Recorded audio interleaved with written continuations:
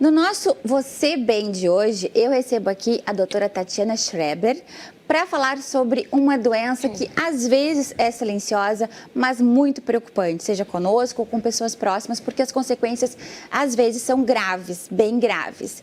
E essa doença, nesse mês, novembro, a gente tem ela como um mês de conscientização, que é o diabetes. Doutora Tatiana, muito obrigada por estar aqui com a gente nesse comecinho do mês de novembro, para falar sobre essa doença, sobre o diabetes. Então, queria começar para esclarecer aos nossos telespectadores o que é exatamente o diabetes e quais são os principais sintomas que, até mesmo antes do diagnóstico clínico, as pessoas podem sentir.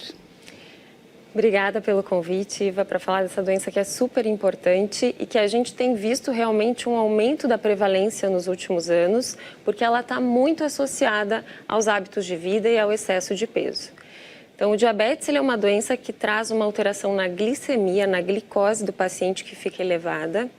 E essa elevação da glicose ela pode trazer várias consequências no nosso organismo, atacando principalmente os nossos vasos. E leva a complicações cardíacas, renais, pode levar a cegueira, né? Pode levar os pacientes a ter amputações de membros. Sim. Então, por isso, a importância da gente detectar e tratar.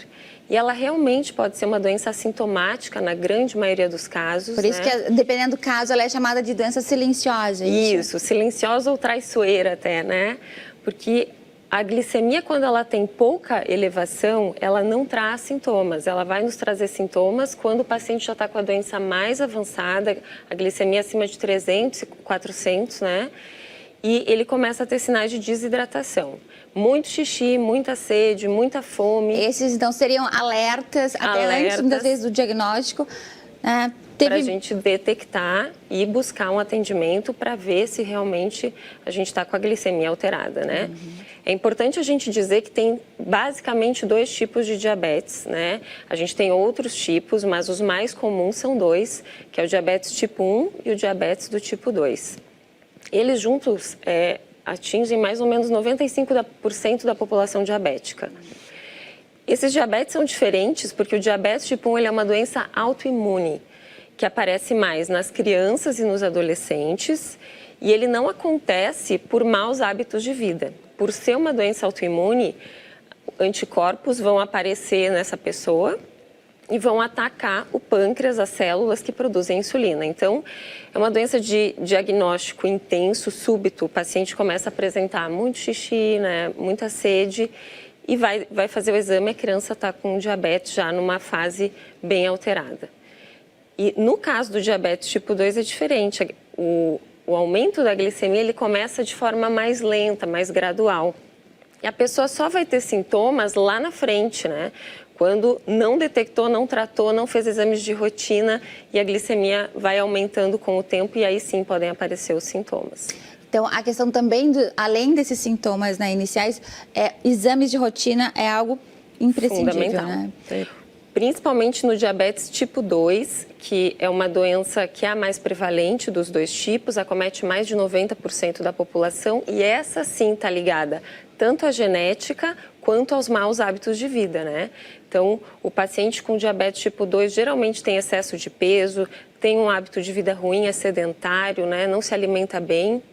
E nesses pacientes é muito importante que a gente faça exames de rotina com frequência, onde vai ser detectado, né, a glicose sanguínea para ver se existe elevação e se existe a doença. E esse acompanhamento da glicose, ele tem também a ver com o tratamento, né? Como é que são hoje os tratamentos mais modernos, doutora Tatiana? Esse quadro, para mim, ele é fundamental exatamente para falar sobre isso com os pacientes. É muito importante que todos os pacientes mantenham o acompanhamento das suas doenças regularmente. E no diabetes, nos últimos 15 anos, a gente tem visto um avanço no tratamento enorme.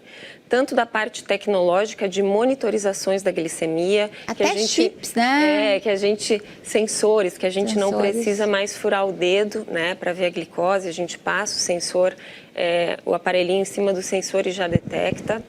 Assim como medicações, né? A gente hoje tem uma gama enorme de medicações para o tratamento do diabetes E essas medicações, além de reduzir a glicemia, elas têm trazido outros benefícios aos pacientes. Proteção da função renal, redução de morte cardiovascular por causas cardiovasculares, redução de peso, e algumas delas foram trazidas para a obesidade por esse motivo.